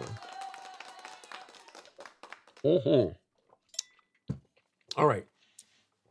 Next up is Whiskey Blood. He says, what would be the pros and cons of using a combo product, granular fertilizer and pre-emergent, granular fertilizer and insecticide versus doing a straight fert and a straight pesticide separately? The biggest reason why is just control over the ingredients and then control over the rates. So when you bundle like the fertilizer and so like for fertilizer and pre-emergent, like what I'm going to be applying is technically a fertilizer and pre-emergent. Like I'll show you. Like the Dimension, the 007 is, it's got 7% potassium in it, right? So no nitrogen, no phosphorus, 7% potassium, and pre-emergent. So this is not technically, this is a fertilizer and a pre-emergent. So something like this, be just fine. What I would not get into when you start getting into like some of the more complex analysis weed and feeds where you'll have like a substantial amount of nitrogen content, say 20% nitrogen, some phosphorus in there, even more potassium. I'm not a huge fan of those. If you wanted to open up the season with that, it would be fine. It's not something that I would use throughout the season because you don't need to apply pre-emergent over and over and over as the year goes by. If you wanted to start the season out with something like that, I guess you could. I'm a fan of lower nitrogen to start, to let the lawn wake up. And a lot of the weed and feed products, not save this, there's no nitrogen in it, tend to have more N in them than what I would like to do for the first feeding of the of the year. Now, when you talk about granular fertilizer and insecticide, I guess it depends on if the fertilizer that you are trying to use and the insecticide that you're looking to use, like the analysis matches up, right? So a good example, like I do Humic Max 1608, right? If I could get Humic Max 1608 with a Celiprin, I guess I could do that in April. I guess I could, yeah. But I don't think that's not really available. You know what I mean? So in other words, it's normally getting an analysis that matches what your soil needs or what works well in your lawn. And for that reason, I decouple them. I just do them separately. I use like for fertilizer, I use the fertilizer that's a great fit for my soil, and then the insecticide, I just apply that separately. If things line up, there's not technically really any negative to doing it. You have better control when you do them separately. So if you're doing, good example, if you're doing like your fertilizer and insecticide just for a preventative standpoint, right? So you're just putting out a fertilizer and some grub control, and you're doing that in like late March, early April, that's probably going to be fine. What I would not do is if you had like an active grub infestation, like in your lawn, like damage from that or armyworms, I wouldn't go out and then apply a fertilizer with grub control. In that case, I would go, or insecticide. In that case, I would use something that's targeted, like just the insecticide, to control the problem. So for that reason, a good example of this as well too, this is not fertilizer and insecticide, but one of the products that we carry on the golf course lawn store is Caravan G, which is an insecticide and a fungicide, right? So I'm a fan of doing insecticides preventively in April timeframe, and then doing a preventative fungicide app in the month of like late April, early May.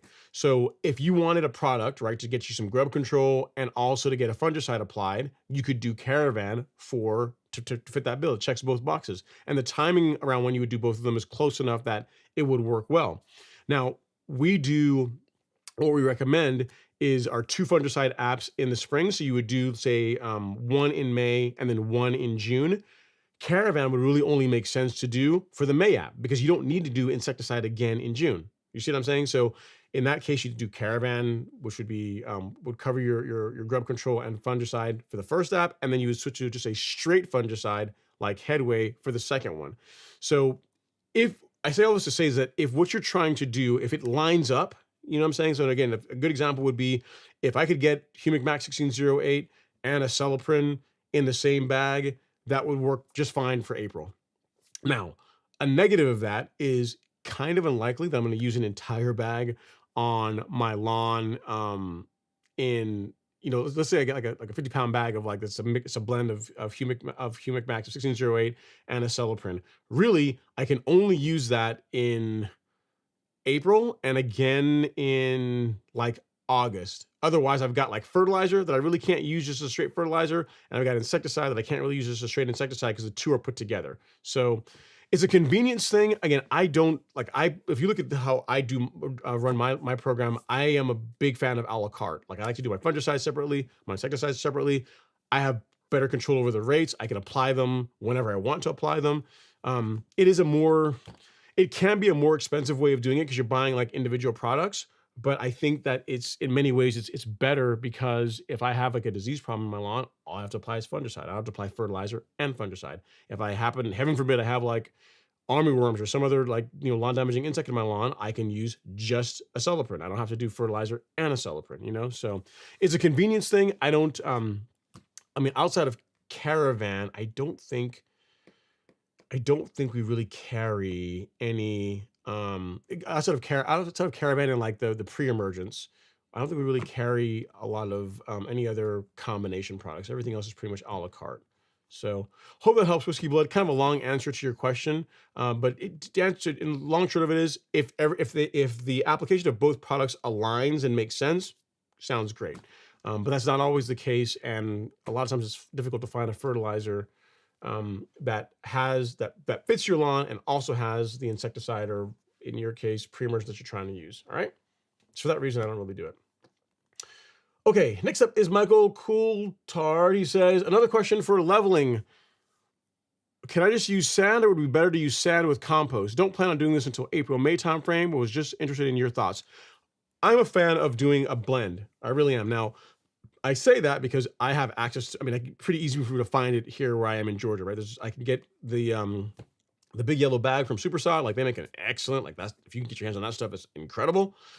Like that's what I would go with. But there's other places that also will offer blends of sand and compost, or blends and topsoil. So if you can find it, then yes, I would do that. Now, if you can only find like masonry sand or river sand, and there's no one in your area that will offer you a blend, then yes, you can use straight sand. There's a lot of folks that top dress their lawns and they use just only sand.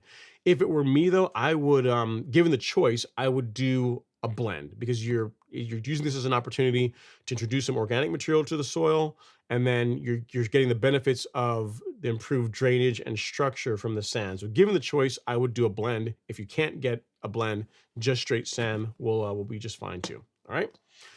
So hope that helps. What you could do then, Michael, is you could do like a heavy application of, like, say something like carbonized PNG, which would meet the organic component of it. So you could go heavy with that first, and then top dress on top of that with just the sand. There's folks that do that as well too. All right. Okay, next up is Randy Velarde. It's been a while, Randy. Hopefully you're doing all right. He says, good evening, everyone. Ron, I have Prodiamine, Coastal, and Dimension. Which of these would you recommend for the spring and fall? Thanks. Great question, Randy. I would do Dimension in the springtime, and I would do Coastal which has prodiamine in it in the fall. So because coastal is really it's 3 products. It's it's prodiamine, simazine, and image and mazoquin. Right, so coastal already has prodiamine in it, so you would not do prodiamine in the fall along with coastal. So given the choice, if you got both, you have all 3 of those, I would do dimension springtime and I would do coastal fall time. That's what I would do.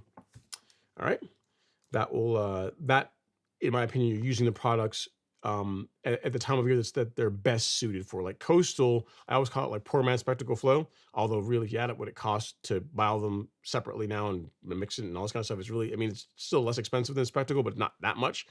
But it's as far as a combination of post-emergent herbicide and pre-emergent that approaches the control that you get with spectacle, coastal is pretty good. It doesn't last as long as spectacle does, and you don't. There's some ways that spectacle controls that coastal doesn't, but it's still pretty good. Like it's better than just prodiamine by itself.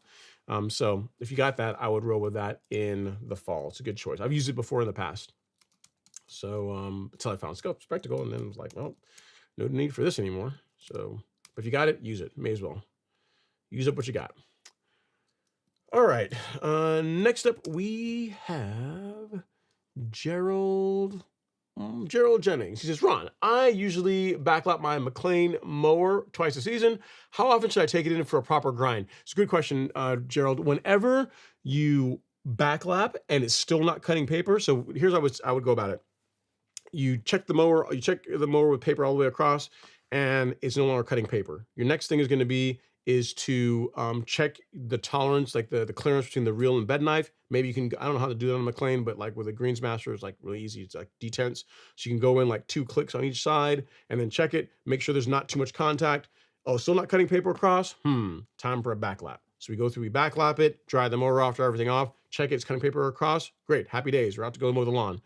If after backlapping it and you've already adjusted the reel to bed, the bed bar to the bed knife to reel clearance, and it's still not cutting paper, now you're talking about taking it in for a grind, for a sharpening. All right. So I would say first things first, adjust the reel to bed knife clearance, see if it cuts paper, still not, backlap it, still not cutting paper, then you're going to take it in for a grind. All right. So hope that helps, sir. That's the sequence that I tend to follow as far as determining when I would grind a mower. It just, I mean, if you ask a company that sharpens mowers, they're gonna tell you like sharpen it. You need to grind your mower all the time, man. Bring it in all the time. We'll get it all trued up for you. But I mean, every time you sharpen it, you're taking away metal, man. So you do that often enough, and then you're gonna take your mower and get work done. They're gonna be like, hey, it's time for a new bed knife or it's time for a new reel, and then you're talking big money, right? So I'd say just to get you should always mow your grass with sharp equipment,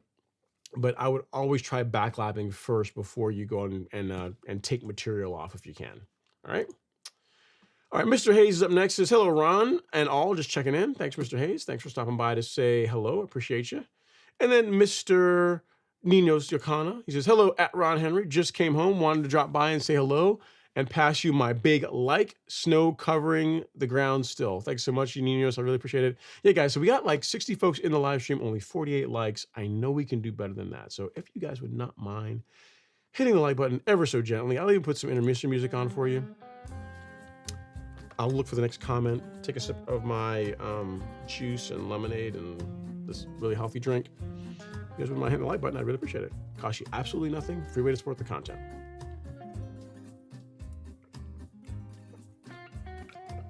All right, Jay's back. He says, thanks, Ron. I was initially thinking jumping on the overseeding as soon as we start getting those high 50s and low 60s, give it 3 weeks to germinate and then put down prodiamine. Is that too late? You run the risk of injuring the new grass, Jay. That's the problem. I mean, here's the thing. If you're doing this to just try and thicken up an existing lawn, and if you lose some of the seed, you don't really care as much, then sure, you can go about doing this. But if you go out and put pre-emergent down on 3-week-old brand new grass that's being established from seed, you do run the risk of losing some of it. So it's really your call. I haven't seen the lawn. I don't know how big or bad the bare spots are. If it's just one of these things, we're just trying to just thicken up a few areas that are kind of thin, and I mean, if it works, great, and it doesn't work, you're fine with that too. Then yeah, your plan could work. But I mean, if your thing is, I want to get as good as I can as far as results go with my seeding work, like 3 weeks time between the time you seed and you apply pre-emergent, my opinion is too soon. Too soon. All right, Michael Coulthard says, I am putting down zoysia. Yeah, cool. So, I mean, the good thing with zoysia is that I mean, if you start mowing it, it tends to get nice and thick. So, as far as like natural weed control, zoysia is actually really, really good. So, what I tell you, Michael's, is as soon as it's in, let it get tacked down, and again, start lightly mowing it. Again, we're not doing any major how to cut changes. You're just going to start lightly mowing it, getting it, trying to help stimulate new growth. That's what I would tell you. You're gonna like it, man. I gotta tell you, I keep saying all the time, and I am enjoying Xeon more than I thought I would. It's actually a pretty cool grass. Very nice. Let's see. Callie Tremor says, if your yard has been killed by cats using it as a litter box and weeds have taken over, can it still be saved? If so, how? So I mean, grass is pretty resilient. So if you can, whatever's causing the damage, if you can stop it, so if you can stop the cats like using, I mean, cats will cause lawn damage too, but nobody's dogs that are one of the big culprits. But if you can limit that, like you can stop the cats from doing that, and you can get the weeds under control, get on a good nutrient program, begin regularly mowing it. Like, you could be surprised how good you can get that lawn to look. But I mean, it's gonna take some work on your part to be able to turn it around. Without seeing pictures of it, it's impossible to know how bad off you are. But I mean, here's the thing. Let's say it's unsavable, right? Like it's gone. It's too far gone. Our best bet is to kill it all off, resod, start over. If the cats aren't going away, they're just going to damage the new lawn. If you're not getting on a program to keep weeds under control, weeds are going to come back. So unless it's like telling me you're looking at mainly bare dirt, I would just work on saving what you have. You'd be surprised if you get the weeds under control, you begin fertilizing, you start regularly mowing your lawn, how quickly it can turn around and start looking really good. So that's what I would go first. Again, without pictures, it's kind of tough to know exactly what you're dealing with. If the cats are not going to go away, like they're going to be a thing, I mean, you're just gonna have to live with that aspect of it. But I mean, it sounds like the weeds and maybe a little bit of neglect are more the issue than like the cats. You know what I mean? So that would be my thing. I would try and save what you have first before going the renovation route. Let's see here. He says, regarding pre-emergent, I was gonna put pre-emergent down with the existing lawn this week, but because of 22 degrees, I'm wondering, go down in March. You could do that, or just a couple of weeks from now. I mean, it's going to start warming up, and I'd say mid-February. Let's reassess 2 weeks from now. That's how I would look at it. Again, with pre-emergent, a little bit early is better than late. So given the choice, I'd rather you have it down in like February sometime than you wait till, I'm going to sit there and just wait till the timing is absolutely perfect. And then life happens and you're a week or two late, and then you start having, you have weeds in your lawn. So when it comes to choice, I would always bias on earlier than later, especially for spring pre-emergent. All right. Next up is Michael says, the zoysia is going to extend the existing lawn. Thanks. Cool. All right. Yeah. So yeah. I mean, so if you're going to be doing some zoysia, or if you're doing zoysia in March, and it's just going to, so what you could do is this: you could do pre-emergent on the existing lawn and just forego pre-emergent where the new zoysia is going in. Like that's an option too, right? Because you're not gonna it sounds like you already got zoysia. You've already got zoysia lawn as it is. You're just making your lawn bigger. So just don't put any where the new zoysia is going in, and on the existing stuff, you can put pre-emergent out. That would be an option.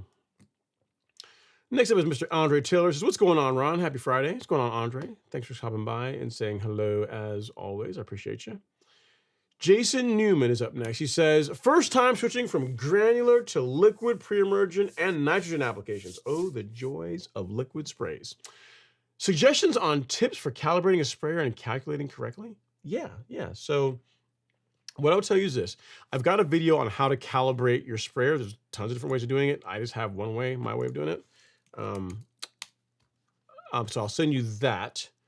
But what I would say is this, right? If you want to, let me see. I'm not sure what kind of sprayer you have. Do I have them here? Yeah.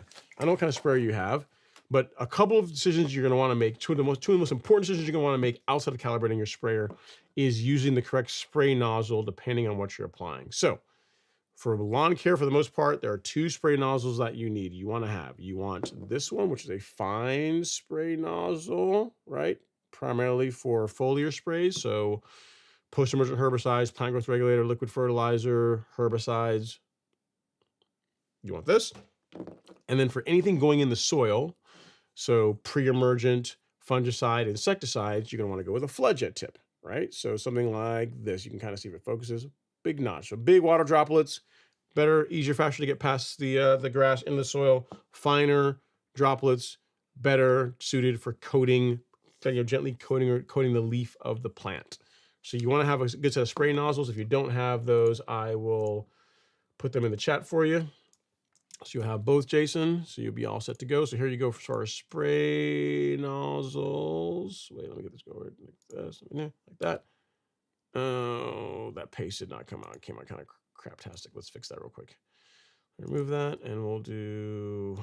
Oh, can I do this? What? Let me. No, still didn't work. Okay, so we'll do them separately.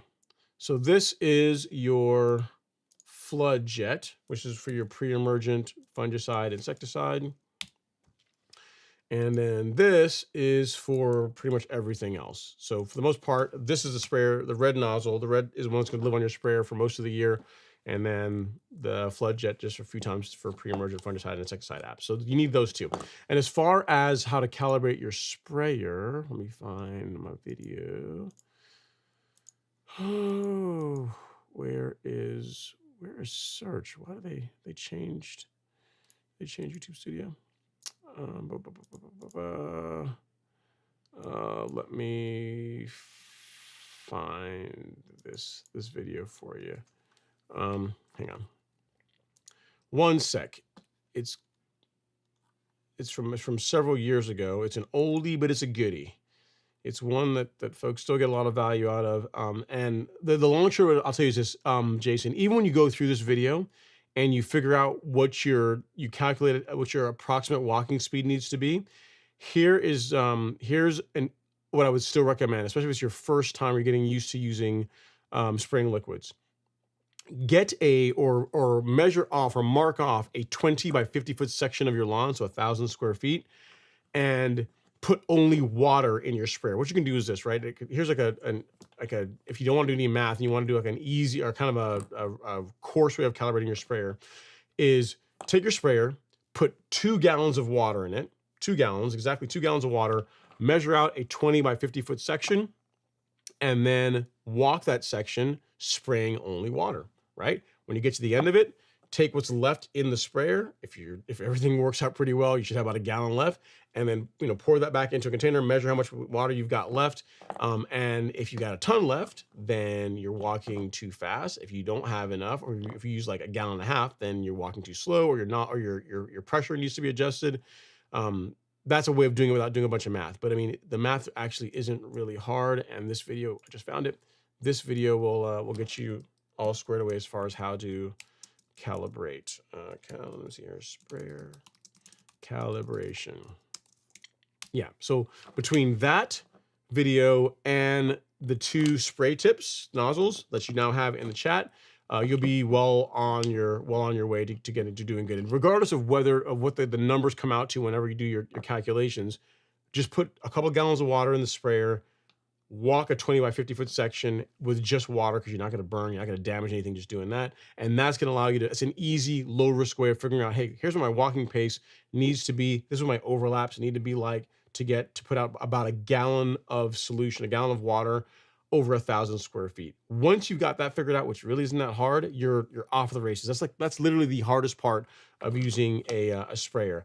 Outside of that, whatever product you're using, in the directions on the label, it's going to say use this much of the product, this many ounces, this, some things are by weight, this much of the product and dilute it with 1 gallon of water and spray that over 1,000 square feet. So as long as you know how to put out 1 gallon of solution over 1,000 square feet, you're good to go.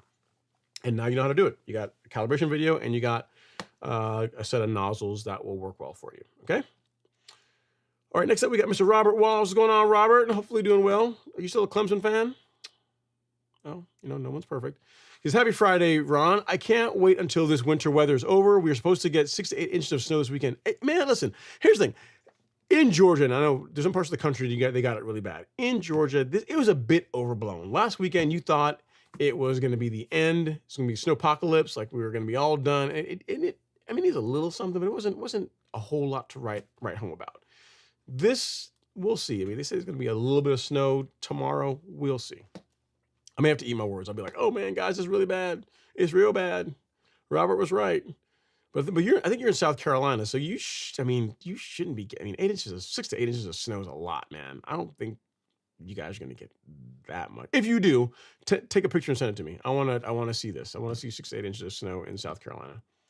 All right, unless you moved, you may have moved. Okay, next up is Vincent Barrero. He says, hey Ron, new Bermuda lawn I put down in September. Would you suggest to put pre-emergent down since it hasn't been a full year? And what do you think about leveling, verticutting, or both? The answer to your question is yes. The lawn was established in September. I absolutely would apply pre-emergent in the springtime on a Bermuda lawn. Yes, and yes.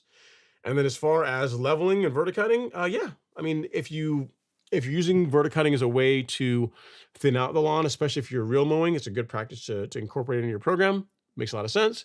And then as far as just getting that nice golf course lawn, pool table look, improving drainage, lawn leveling has a lot of those benefits and then some. So as far as pre-emergent, yes, I would absolutely do that. And then as far as lawn leveling, it's a bit early in the year for that right now. For most people, I tell them late April, early May is when you'd want to look at doing your leveling work because you want the lawn to be actively growing, right? And for a Bermuda lawn, it's not, unless you're somewhere really far south, it's not actively growing right now. It's not doing a whole lot right now. So that would be my suggestion. Verticutting, sure. You can do that in lieu of scalping to thin out the lawn, and you can also use it as a way to thin out the lawn throughout the growing season, especially if you're real mowing. And then lawn leveling, yes, I would absolutely do that as well too, but I would wait until late April, early May time frame to do so. It's a bit too soon. All right, Vincent. Congrats on the new lawn though, man. Thanks for coming by on the live stream, and hopefully that gives you some things to think about to get your lawn in top form. Make all the neighbors jealous, right? That's what we're after. All right, next up is Eddie 2024. He says, Bermuda lawn, Dallas, Texas. What do you recommend to put down and when? Thank you, Ron, as always. You know, Eddie, I've gotten this question many, many times over the years, and because of that, we put together a calendar. If you go to resources and then you go to lawn care schedule on the Golf Course Lawn Store, absolutely free. It's not behind a paywall or anything at all. You can just click and go right to it. Right here, you'll find a month-by-month breakdown of what I would do and when, because it's based on what I do and when. All right, so you can follow this. You may have to shift it a couple of weeks depending on what the weather's like in your area, but there's, again, folks from Washington to Florida follow this and get great results in their lawn. So I will send this your way, and then you'll have all the answers to your question as far as what to do, in what amounts, and when to do them. All right, so here you go. This is for Eddie, and this is the lawn care schedule. Ooh, can't type. Schedule. All right, there you go. All right, John Smith is up next. He says, thank God it's Friday. I'm in Central Texas. I got a compliment from my HVAC guy on my lawn that's going dormant. He asked, how did I get stripes on my lawn in the middle of winter? Answer, greens mower and lawn care.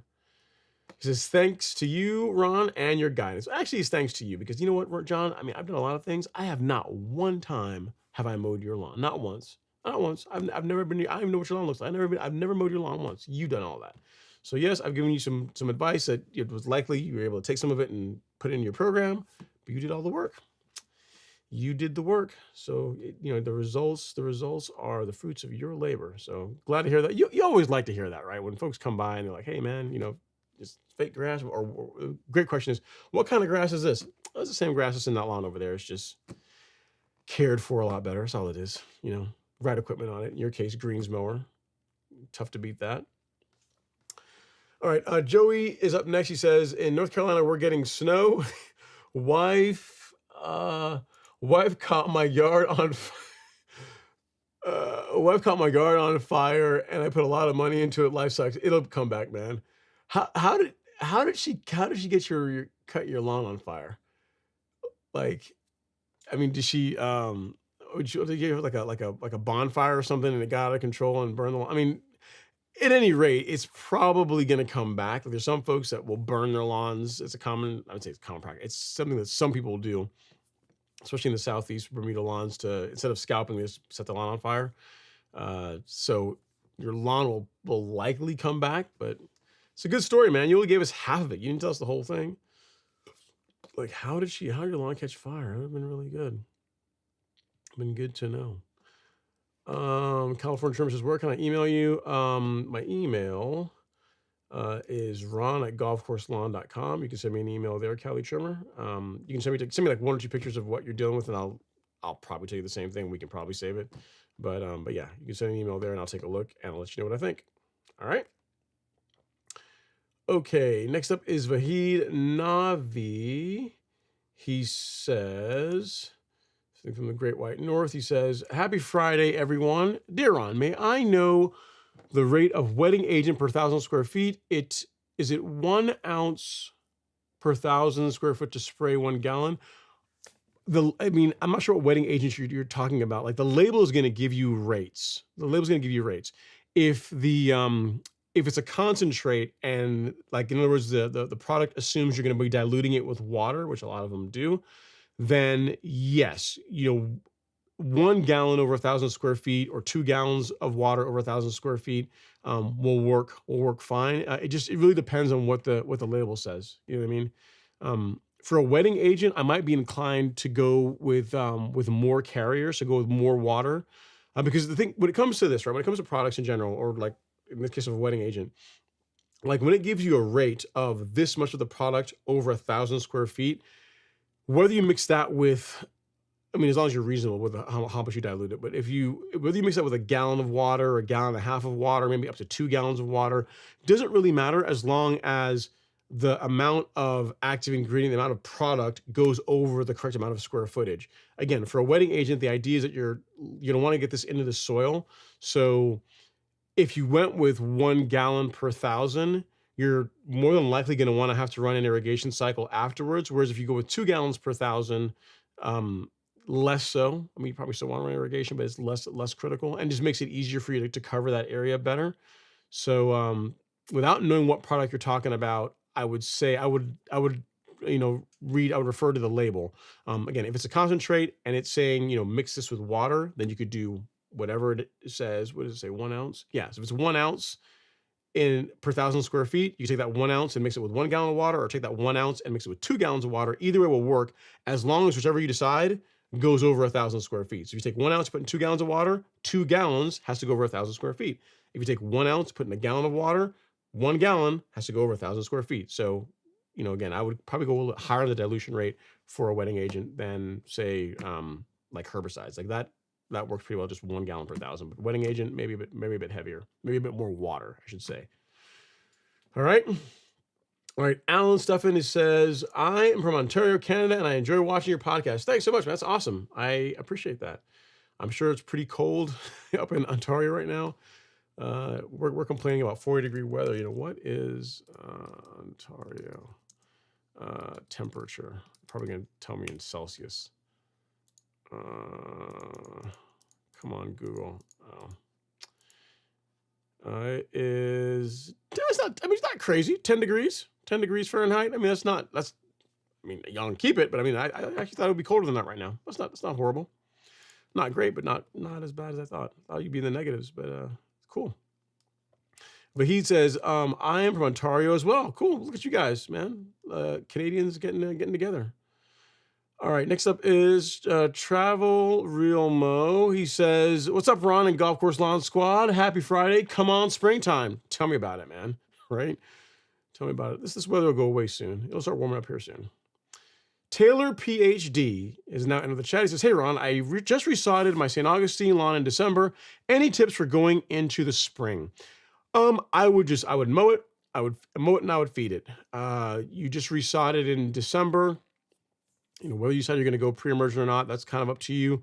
But I would do a soil test, and I would feed your lawn based on those soil test results, and then just regular mowing, man. If you want your lawn to look really good, I can't stress enough how important it is to mow it regularly with sharp equipment.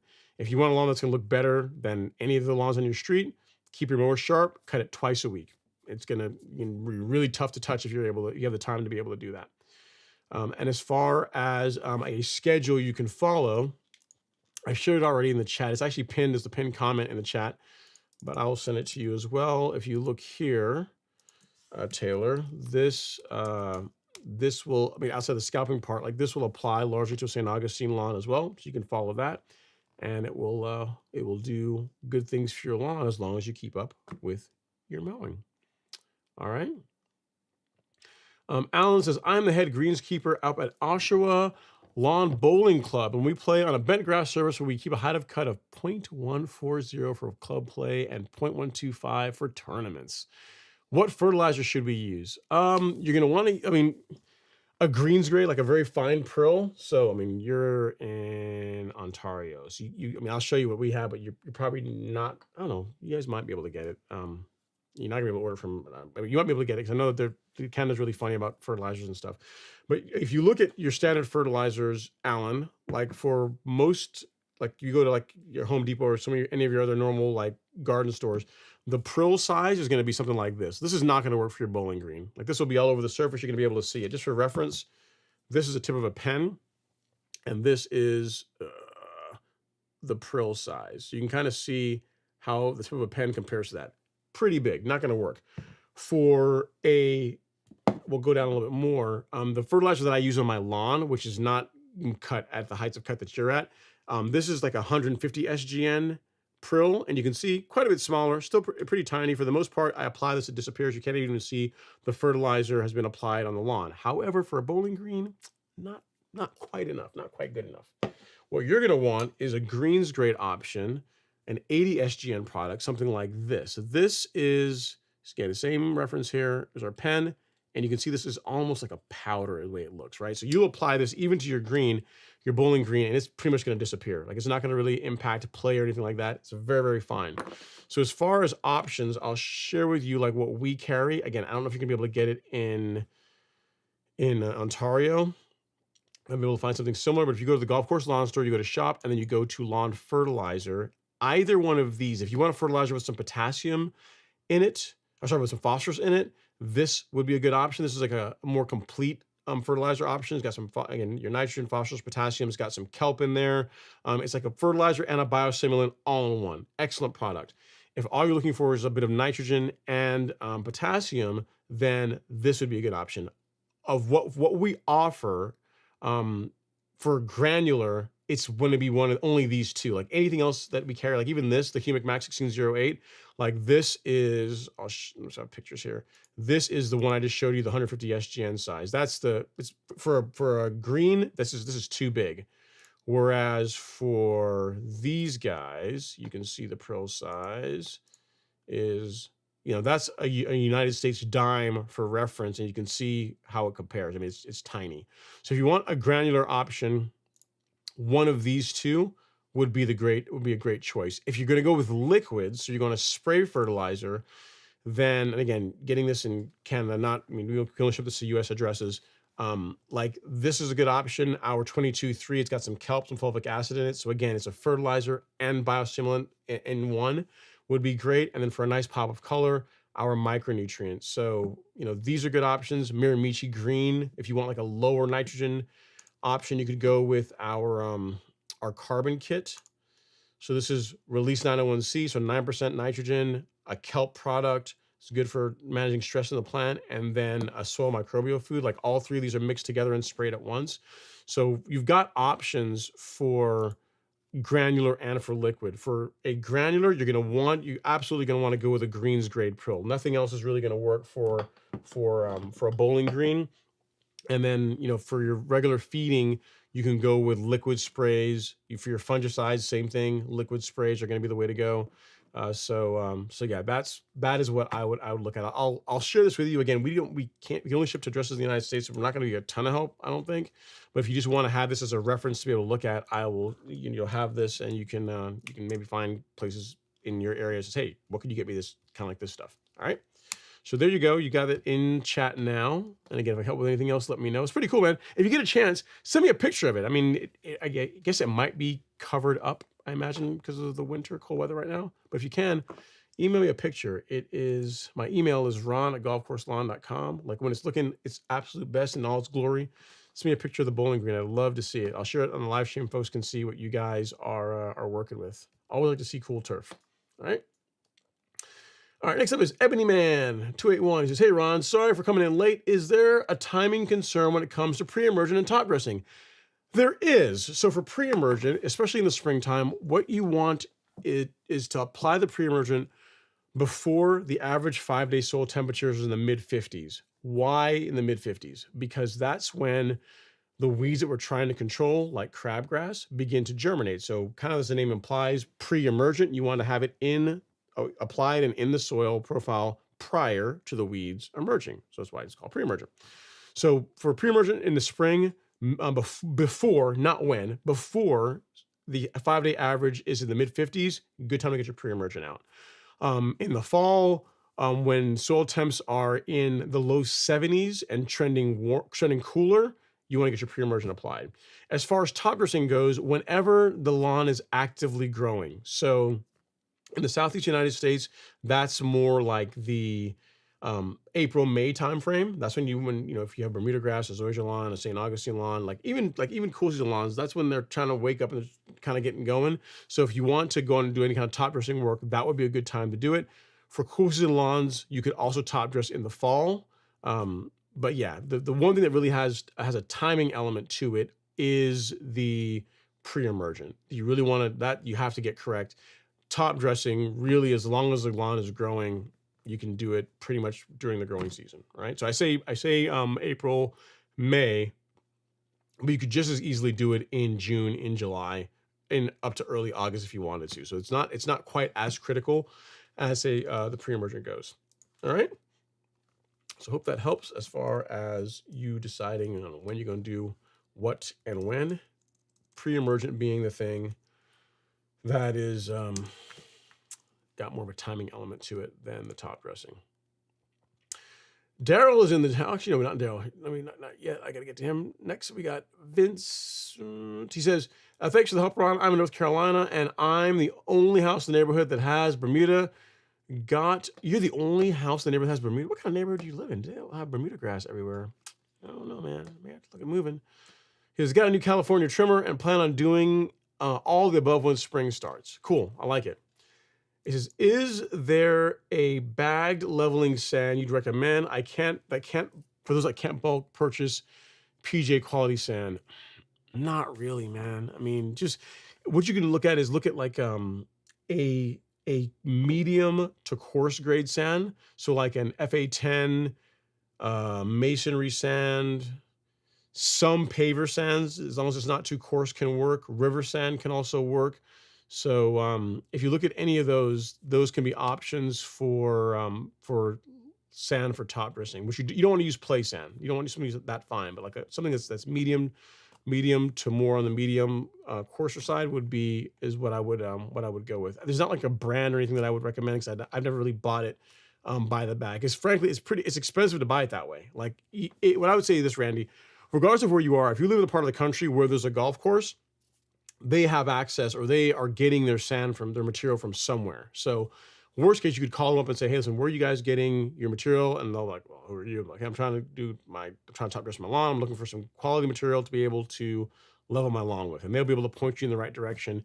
Even if it's not USGA sand, they'll be able to point you in a sand that will meet the requirements. That'll be good enough for top dressing your lawn. I would do that before I went out and just got bags and bags of sand at like a big box or a garden store. That's going to be a really expensive way to do it.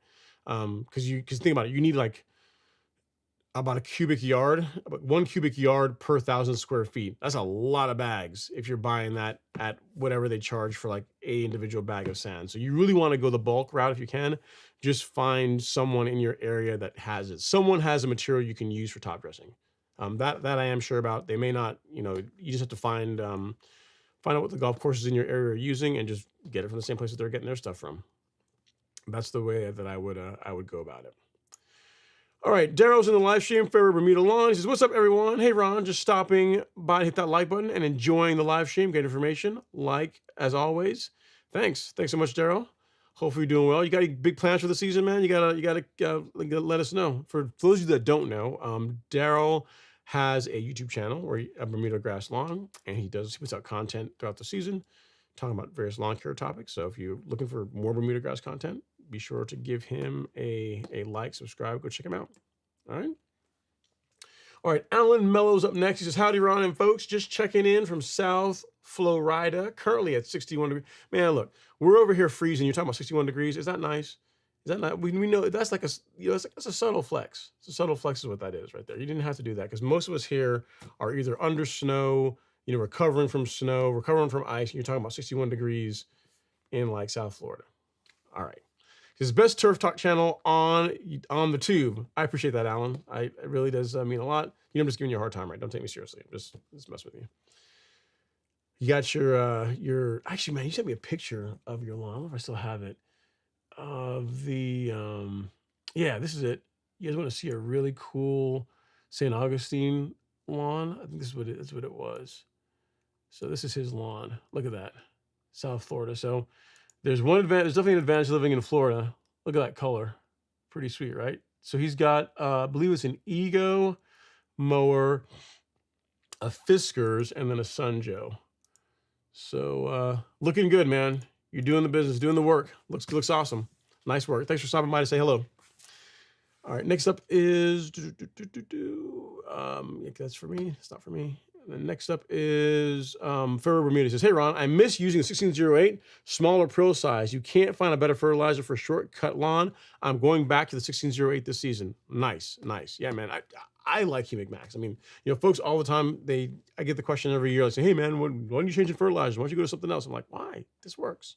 Like, I mean, if there's something that's better, I would do that, but like just changing just for the sake of changing, why? That's kind of a pain. I mean, it's work for me. Like a lot of you guys already have it and it's working well for you. So why am I going to change it just for something new? Doesn't make any sense. Doesn't make any sense. Let's see here. Alan says, currently our greens are under 1 to 2 feet of snow, so I can't send you pictures at this time. One last question for now. What is the best temperature to overseed in the spring? So I guess what kind of you're in Canada, so it's like high 50s is what you'd want to look at, Alan, for good germination. For Bermuda grass, which is not you, we want temps in soil temps in the 60s, mid to high 60s, and trending warmer. So for a cool season lawn, 50s is what you'd want to look at for your overseeding work. So yeah, you got plenty of time. Given you're sitting under 1 to 2 feet of snow, you've got plenty of time to figure out your seeding, your overseed. Also, whatever grass seed you go with, there should be some guidance on the bag, on the label, that will tell you, like, how many pounds of seed per 1,000 square feet. And they should also have some guidance as far as soil temperature, but generally 50s is what you're going to want to be at for a cool season lawn. All right. Well, cool, guys, gals. That is our last question of the evening. It was a good one.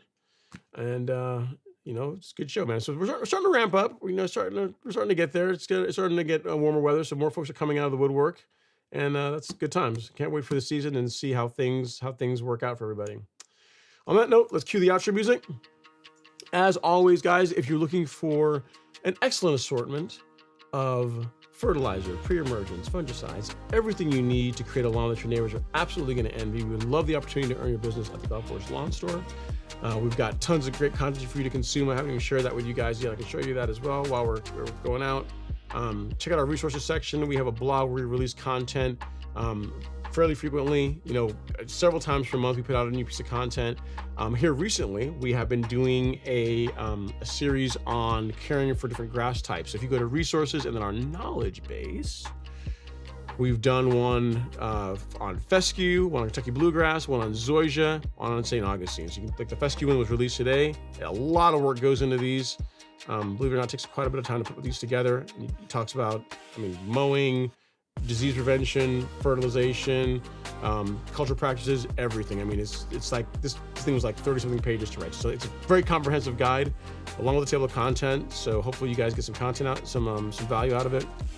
And again, you can find that under the resources and knowledge base section if you care to check these out. As always, thanks so much for taking the time. Really appreciate you guys. And we will see you next week. Stay warm and take care.